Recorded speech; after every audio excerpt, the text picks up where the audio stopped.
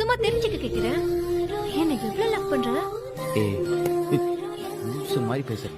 இங்க எவனும் பெர்ஃபெக்ட்னும் இல்ல, எவனும் கரெக்ட்னும் இல்ல. போதும், இதுக்கு மேல என்னால இப்படி நடிக்க முடியாது. தெரியாதுன்னு சொல்ற? என் குடும்பத்தை தெரியாதா? நீ எப்படிப்பட்டவன்னு